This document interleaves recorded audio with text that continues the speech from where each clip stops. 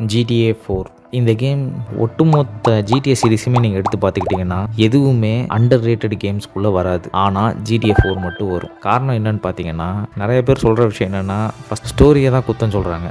அதாவது ஸ்டோரி நல்லா இல்லை, இது என்னப்பா கதை அப்படின்ற மாதிரி ஒரு சாரார் சொல்கிறாங்க. ரெண்டாவது பக்கம் பார்த்தீங்கன்னா இதோடைய மெக்கானிசம். இது நாள் வரைக்கும் வந்த எல்லா கேமும் சொல்ல போனால் எதுலேயுமே ரியல் வேர்ல்டில் இருக்க அந்த ஃபிசிக்ஸ் இருக்காது.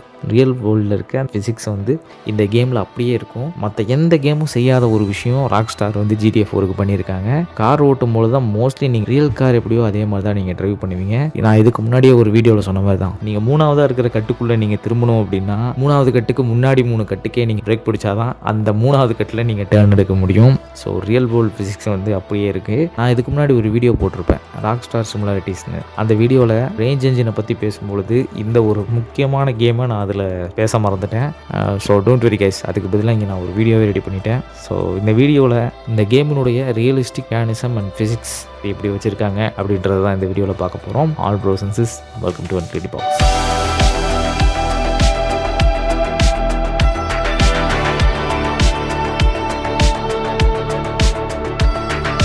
முதல்ல இந்த GTA 4 எது ப்ளஸ்ன்னு நினச்சி வந்துச்சோ அதுவே இந்த கேமினுடைய மைனஸ் ஆகிடுச்சு. அது என்னன்னு பார்த்தீங்கன்னா டிரைவிங் ஃபிசிக்ஸ். நீங்கள் இதில் இருக்க எல்லா வண்டிகள்லையும் பார்த்தீங்கன்னா வெயிட் ட்ரான்ஸ்ஃபர் ஆகிறது நீங்கள் பார்க்கலாம். நீங்கள் ஆக்ஸலரேஷன் பண்ணும்போது பார்த்தீங்கன்னா ஃப்ரண்ட்டில் வண்டி லைட்டாக தூக்கும். அது என்னென்னு பார்த்தீங்கன்னா, நீங்கள் ஆக்ஸலரேஷன் பண்ணுற அந்த ஒரு ஃபோர்ஸில் கார் பிக்கப் ஆகும்போது நீங்கள் ரியல் லைஃப்லேயே பார்ப்பீங்க, திடீர்னு பிக்கப் ஆகும்பொழுது உங்களுக்கு அந்த ஒரு ஃபோர்ஸ் உருவாகி உங்களுக்கு ஃப்ரண்ட்டு தூக்க ஆரம்பிக்கும். ஸோ அதே மெக்கானிசம் தான் இதில் யூஸ் பண்ணியிருக்காங்க. இன்னொன்று, நீங்கள் டக்குன்னு ஒரு இடத்துல பிரேக் பண்ணாலும் காரினுடைய ஃப்ரண்ட் டவுன் ஆகி பேக் அப்படியே மேலே போகும். இதை ராக் ஸ்டார் கேம்ஸ் பெருமையோடு சொன்னாங்க, நாங்கள் ரேஞ்ச் என்ஜினை ஸ்பெஷலாக இதில் யூஸ் பண்ணியிருக்கோம், ரியல் மெக்கானிசம் நாங்கள் கொண்டு வந்திருக்கோம். ஸோ டிரைவிங் ஃபிசிக்ஸ் ரியலாக இருக்கும், அப்படியே மிரண்டு போயிடுவீங்க, அசந்து போயிடுவீங்கன்ற மாதிரி நிறைய சொன்னாங்க. ஆனால் இந்த கேம் விளையாண்ட நிறைய கேமர்ஸுக்கு இந்த டிரைவிங்கிறது ரொம்ப பெரிய தலைவலியாக இருந்தது. நான் சொன்ன மாதிரி நீங்கள் கட்டு எடுக்கணும் அப்படின்னா நீங்கள் முன்கூட்டி பிரேக் போட்டால் தான் உண்டு. இன்னொரு விஷயம் என்னென்னா, இந்த GTA 4 எல்லாரும் கவனிச்சிருப்பீங்க, பிரேக்கிங் வெஹிக்கிளில் ரொம்ப மோசமாக இருக்கும். எல்லா கார்கள்லையும் பார்த்தீங்கன்னா, நீங்கள் சூப்பர் கார்லாம் சொல்லவே தேவையில்லை, நீங்கள் ரொம்ப டாப் ஸ்பீடில் இருந்தீங்க அப்படின்னா பிரேக் பிடிச்சிங்கன்னா நிற்கிறதுக்கு குறைஞ்சதுக்கு 5 செகண்டுக்கு மேலேயே ஆகும். அந்த மாதிரியான ஒரு பிரேக்கிங் சிஸ்டம் உருவாக்கியிருக்காங்க. இதில் பிரேக்கிங்காவது ஒழுங்காக வச்சிருக்கலாம்னு நிறைய கேமர்ஸ் கம்ப்ளைண்ட் பண்ண ஆரம்பித்தாங்க. அடுத்தது இந்த பிரேக்கிங்கால் வர்ற இன்னொரு இஷ்யூ என்னென்னு கவனிச்சிங்கன்னா, நீங்கள் பிரேக் பிடிக்காமல் ரொம்ப தூரம் போய் செவுத்துலையோ அல்லது ஏதாவது ஒரு சாலிடான ஆப்ஜெக்ட் நீங்கள் முட்டிங்க அப்படின்னா அந்த பிளேயர் நீங்கோல் பெல்லிக்கெலாம் பறந்து வெளியில் விழுவான். ரியலாகவே இந்த மாதிரியான சம்பவங்கள் உண்மையிலுமே நடக்கக்கூடியது தான். ஆனால் இதை அவங்க கேமில் வச்சது தான் ரொம்ப பெரிய தப்பாகிடுச்சு. இன்றைக்கி கூட நீங்கள் ரெடிட்லாம் நிறைய இடத்துல பார்க்கலாம், நார்மலாக இருக்கிற நீக்கோல் பெல்லிக்கை நாம் எந்திரிச்சு நிற்க வச்சு நடக்க வைக்கிறதே ரொம்ப கஷ்டமாக இருக்குது. இதுலேயும் ட்ரங்க் அண்ட் நீக்கோலை சொல்லவே தேவையில்லை. ஒரு பேச்சுக்கள்லாம் ரெடிட்டில் நிறைய பேர் பேசிக்கிட்டு இருக்கிறது இன்றைக்கும் நீங்கள் நிறைய பேர் பார்க்கலாம். நானே நிறைய பார்த்துருக்கேன். என் ஃப்ரெண்ட்ஸுங்களே நிறைய பேர் இன்றைக்கி கூட GTA 4 பற்றி பேசினா நிறைய பேர் முகம் சொல்லிப்பாங்க. காரணம் என்னென்னு பார்த்தீங்கன்னா, இந்த டிரைவிங் ஃபிசிக்ஸை தான் முதல்ல அவங்க மைனஸாக சொல்கிறாங்க. ஆனால் இதுதான் ரியாலிட்டி, இதுதான் உண்மையே. ஆனால் இதுலேயும் இந்த கேம் வந்தப்பவே பார்த்தீங்கன்னா நிறைய பேர் கார்ஸ் அண்ட் பைக் ஸ்டண்ட்லாம் நிறைய பேர் பண்ணி வீடியோ போட்டுருந்துருக்காங்க. அப்போவே ஏதாவது சீட்டை போட்டாங்களா இல்லை ட்ரெயினர் யூஸ் பண்ணாங்களா யாருக்கு தெரியும். அப்புறம் டிரைவிங்கோட சேர்த்து நிறைய பேர் இந்த கார் ஃபிசிக்ஸை கவனிச்சிருப்பீங்கன்னு நினைக்கிறேன். நம்ம டிரைவிங் சீட்டில் போய் உட்காருவோம் பார்த்தீங்களா, அப்போ நம்ம கார் கரெக்டாக அந்த டிரைவிங் சீட் பொசிஷனை பார்த்து சஸ்பென்ஷன் லைட்டாக அமுங்கும். இதே மாதிரி தான் எல்லாரும் 4 பேர் ஏறினாலும் 3 பேர் ஏறினாலும் அது எந்த பக்கம் ஏறுறாங்களோ அந்த பக்கம் அந்த சஸ்பென்ஷன் லைட்டாக கீழே போகும். ஏன்னா உடஞ்சிருந்தாலும் தங்கம்னு சொன்ன மாதிரி டிரைவிங்க்கு எவ்வளோ மோசமாக இருந்தாலும் கேம் டெவலப்பர்ஸ் எல்லாத்தையும் பொறுத்த வரைக்கும் இது ஒரு தங்கம். கொஞ்சம் ஒடுங்கிருச்சு, ஆனா தங்கம் தான் சார். உணர்ச்சி வசத்தை பொழியிறானுங்களே. ஓகே, இப்போ அடுத்த ஃபிசிக்ஸை நம்ம பார்ப்போம். அதாவது காம்பேக்ட் ஃபிசிக்ஸ். காம்பேக்ட் ஃபிசிக்ஸ் என்னென்னு பார்த்தீங்கன்னா, முதல்ல ரியாக்டிவ் அனிமேஷன் தான். உங்கள் எனிமியாக இருக்கட்டும் அல்லது NPC கேரக்டராக இருக்கட்டும், எதுவாக இருந்தாலும் உடனே டக்குன்னு ரியாக்ட் பண்ணும். நம்மளை சுட வர்றான்ற ஒரு அவேர்னஸ் டக்குன்னு அந்த எனிமீஸ் ஆர் NPCs ரெண்டுத்துக்குமே ஒர்க் ஆகும். அடுத்தது மனுஷனுக்கு எல்லாத்துலேயும் வலின்னு ஒன்று இருக்கும். நீங்கள் ஷூட் பண்ணும்பொழுது பார்த்தீங்கன்னா முட்டியில் சுட்டாலோ காலில் சுட்டாலோ அவங்க ஒரு மாதிரி தடுமாறுறதை நீங்கள் பார்க்க முடியும். இன்னொரு முக்கியமான விஷயம், எனிமீஸ் கன்னை ஹேண்டில் பண்ணிகிட்டு இருக்கும்போது நீங்கள் அவங்கள காலில் சுட்டிங்க அப்படின்னா உடனே அவங்க தடுமாற ஆரம்பிச்சிருவாங்க. ரெண்டாவது, கையில் வச்சுருக்க கன்னை வச்சு தாறுமாறாக சுட ஆரம்பிச்சிருவாங்க. இது நீங்கள் எத்தனை பேர் கவனிச்சிருப்பீங்கன்னு தெரில. இந்த ஒரு ஃபிசிக்ஸ் பார்க்கவே ரொம்ப ஆச்சரியமாக இருந்தது.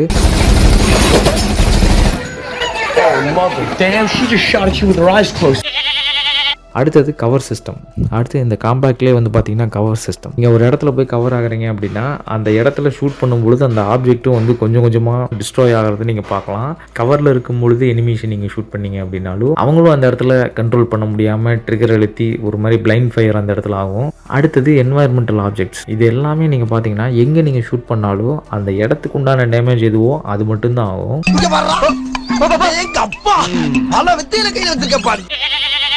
Next wanted level system. Visibilities வந்து நீங்கள் GTA 5ல் 2 அல்லது 3 ஸ்டார் நீங்கள் வாங்கிட்டீங்க அப்படின்னாவே நீங்கள் வந்து ரொம்ப நேரம் ஹைடிங்கில் இருக்கணும். அந்த ஹைடிங்கில் இருந்தாலும் போலீஸ் வந்து உங்களை தேடி தான் வரும். சில சமயம் வந்து காரை விட்டு இறங்கியெல்லாம் வேறு சர்ச் பண்ணுவாங்க, பார்த்துருப்பீங்களே. அந்த மாதிரியான விஷயங்கள்லாம் நடந்திருக்கு. சில பேர் தாண்டி போயிருப்பாங்க, நீ பார்த்திருப்பியே. ஆமாமா, தாண்டி போனாங்க. ஆனால் GTA 4ல் வந்து பார்த்தீங்கன்னா இந்த கேரக்டர் வந்து எங்கே விசிபிளாக இருக்கோ அங்கே மட்டும்தான் அந்த வாண்டட் சிஸ்டம் லெவல் வரும். நம்ம வந்து இந்த கேமில் எங்கேயுமே தெரியலை அப்படின்னா, ஒரு கவரான இடத்துல இருக்கோம் அப்படின்னா அந்த இடத்துல போலீஸ் வந்து நம்மளை தேடுவாங்களே தவிர்த்து நம்மளை ஈஸியாக டார்கெட் பண்ணி வரமாட்டாங்க. GTA சீரீஸில் இருக்கிற மிகப்பெரிய தலைவலியே வந்து வாண்டட் சிஸ்டம்லேருந்து எஸ்கேப் ஆகிறது தான். ப்ரோ அதெல்லாம் ரொம்ப ஈஸி ப்ரோ, சீட் கோட்ஸ்லாம் நிறைய வந்துருச்சு, ட்ரைனரில் வாண்டட் லெவல் ஆன் பண்ணி ஆஃப் பண்ணியே கூட வைக்கிறாங்க அப்படின்ற மாதிரி நீங்கள் சொல்கிறது எனக்கு புரியுது. அதாவது நேர்மையாக இந்த கேம் விளையாடுறவங்களுக்கு. நான் ஒரு பிரின்சிபலோட வாழ்றேன், புரியல, கோடு போட்டு வாழ்றவங்க. இந்த வாண்டட் சிஸ்டம் உங்களுக்கு மிகப்பெரிய தலைவலியாக தான் இருக்கும். இப்போ அடுத்தது என்வாயர்மெண்டல் டீட்டெயில்ஸுக்கு போகலாம். அதாவது இம்மர்சிவ் என்வாயர்மெண்டல் டீட்டெயில்ஸ்னே சொல்லலாம். இந்த கேமில் நிறைய ஆப்ஜெக்ட்ஸ்லாம் வந்து ரோட்டில் கிடக்கும். அந்த ஆப்ஜெக்ட்டை நீங்கள் போய் எடுக்கலாம். அதாவது காஃபி கப்பாக இருந்தாலும் பிரிக்ஸாக இருந்தாலும் நீங்கள் எடுத்து யார் மேலேயாவது த்ரோ கூட பண்ணலாம். NPC மேலே த்ரோ பண்ணாலும் NPC ரியாக்ட் பண்ணும். வரேன்டா வரேன். இதுக்கு ஒரு மிஷினே வரும், வேல்டோடைய மிஷின் ஒன்று வரும். அதில் நீங்கள் கல் எடுத்து கண்ணாடி உடைக்க சொல்லுவான். என்வாயர்மெண்டல் டீட்டெயிலில் இது ஒன்று. அடுத்த டீட்டெயிலிங் என்னன்னு பார்த்தீங்கன்னா, இந்த கேமில் இருக்க NPCs வந்து வெதருக்கு ரியாக்ட் பண்ணும். எப்படின்னு பார்த்தீங்கன்னா, இப்போ ஒரு இடத்துல மழை வருதுன்னா அந்த மழை வந்துருச்சு அப்படின்றதுக்காக நம்ம நனையிறோம் அப்படின்ற ஒரு அவேர்னஸ் வந்து உடனே எந்த இடம் வந்து மழைக்கு ஒதுங்குற மாதிரியான ஒரு இடமா இருக்கும் அந்த இடத்துல போய் அந்த NPC கேரக்டர் ஒதுங்கிரும். ஒரு மாதிரி குளிராக இருந்துச்சுன்னா கையை தேய்ச்சிக்கிட்டு அந்த ஹீட் இதுக்கு வேணும் அந்த கதகதப்பை தேடி போகிற மாதிரியான ஒரு கேரக்டர்ஸ்லாம் நிறைய இருக்கும். இதில் நிறைய NPCஸ்லாம் பார்த்தீங்கன்னா நெருப்பு பற்ற வச்சு குளிர் காஞ்சிட்டு இருக்கும். அந்த மாதிரி NPCs எல்லாம் பார்ப்பீங்க. அடுத்தது ரொம்ப குளிர்காலமாக இருக்கிற இடத்துலலாம் NPCஸோட வாயிலிருந்து அந்த மூச்சு விடும்போது புகை வரும். நம்ம எப்படி ஊட்டிலாம் போனோம்னா வாயில் புகை வருது இல்லையா, நம்ம அதிகபட்சம் ஊட்டி போயிருக்கோம். ஸ்னோ ஏரியாவில் நிறைய பேர் நம்ம சப்ஸ்கிரைப் பண்ணி வாழ்ந்துக்கிட்டு இருப்பீங்க. சொல்ல முடியாது, ரஷ்யாலேயோ அல்லது ஐஸ்லாண்ட் அண்டார்டிகா போன்ற நாடுகளில் எங்கேயாவது வாழ்ந்துட்டு இருந்தாலும் இருப்பீங்க. ஸோ அந்த மாதிரி நீங்கள் மூச்சு விடும்போது அந்த ஒரு புகை வரும் பார்த்தீங்களா, அதே மாதிரி புகை வந்து இதிலே வரும். மூக்கில் புகை விடல. அடுத்து என்வாயர்மெண்டல் டீட்டெயில் என்னன்னு பார்த்தீங்கன்னா NPC டிரைவிங் NPCயில் வந்து பார்த்தீங்கன்னா GTA 5ல் மோஸ்ட்லி லைட்டை ஃப்ளாஷ் பண்ணுறது அது எல்லா இடத்துலையும் நடக்குது. பட் GTA 4ல் டிரைவிங் NPC ரியாக்ட் பண்ணுற லெவலே வேறு மாதிரி இருக்கும். பேனிக் ஆகிற சுச்சுவேஷன் வரும்பொழுது கூட பேனிக் ஆகாமல் கரெக்டாக கட் எடுத்து போகிறது. இன்னொன்று, வண்டியை நம்ம குறுக்க போட்டோம்னா ஒரு கொஞ்சம் டைமுக்கு மேலே வந்து வெயிட் பண்ணாது அந்த NPC, உடனே டக்குன்னு கட் எடுத்துகிட்டு போயிடும். ஸோ இந்த மாதிரியான விஷயங்கள் GTA 5ல் கூட இல்லைன்றது தான் உண்மை.